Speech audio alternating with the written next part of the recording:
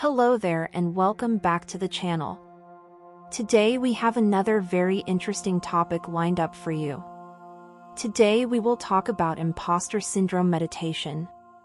We will define what imposter syndrome is in a meaningful way.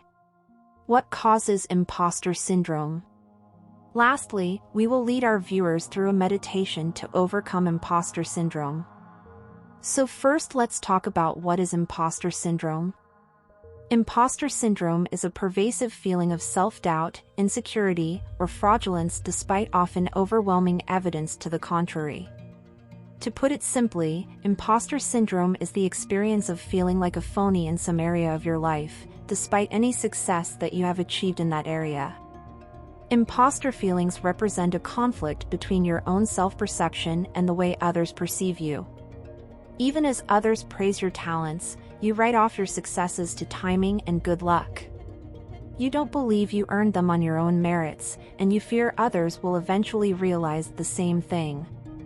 Consequently, you pressure yourself to work harder in order to keep others from recognizing your shortcomings or failures.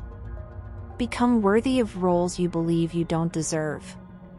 Make up for what you consider your lack of intelligence. Ease feelings of guilt over tricking people. The work you put in can keep the cycle going. Your further accomplishments don't reassure you. You consider them nothing more than the product of your efforts to maintain the illusion of your success. Now let's talk about the causes of imposter syndrome. Family upbringing. Research suggests that upbringing and family dynamics can play an important role in imposter syndrome. Specifically, parenting styles characterized by being controlling or overprotective may contribute to the development of imposter syndrome in children. For example, you might have come from a family that highly valued achievement. Or you may have had parents who flipped back and forth between offering praise and being critical.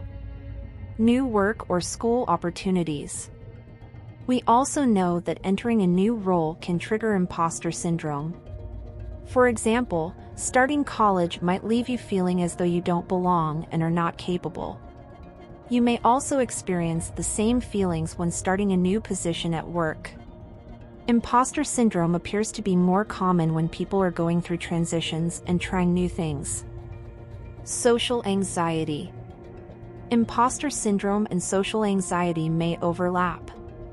A person with social anxiety disorder may feel as though they don't belong in social or performance situations, for instance. You might be in a conversation with someone and feel as though they are going to discover your social incompetence. Or you may be delivering a presentation and feel as though you just need to get through it before anyone realizes you really don't belong there. Personality. Certain personality traits have also been linked to a higher risk of experiencing imposter syndrome. Some traits or characteristics that might play a role include low self-efficacy. Self-efficacy refers to your belief in your ability to succeed in any given situation. Perfectionism. Perfectionism plays a significant role in imposter syndrome. You might think that there is some perfect script for conversations and that you cannot say the wrong thing. You may also have trouble asking for help from others and procrastinate due to your own high standards.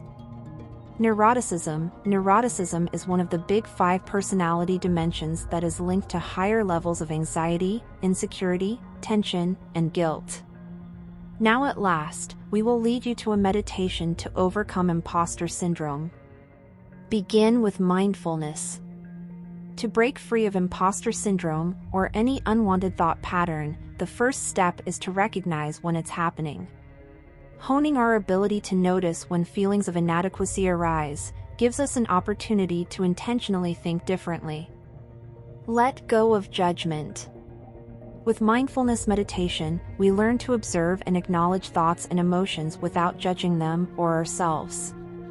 When nervousness or trepidation arises, for example, we notice and allow those feelings to be present without labeling them as negative or wrong.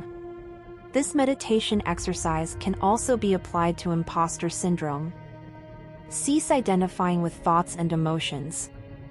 Compounding thoughts of inadequacy is the thought that our feelings are true in an absolute sense, that somehow, inadequate is who we are, versus merely what we're feeling. Observing our thoughts in meditation teaches us that we are not our thoughts, and that our thoughts are subject to change. Connect to a stable sense of self. No longer identified with our thoughts and emotions, we identify instead with the stable ground of awareness from which this mental energy arises. Our thoughts appear like clouds, passing through the sky. No matter the weather, the sky remains stable. By repeatedly connecting to awareness itself, we free ourselves from habitual, negative thought patterns. Practice self-compassion. Having developed a new relationship with our thoughts and emotions, we can replace our habitual judgment and self-criticism with compassion.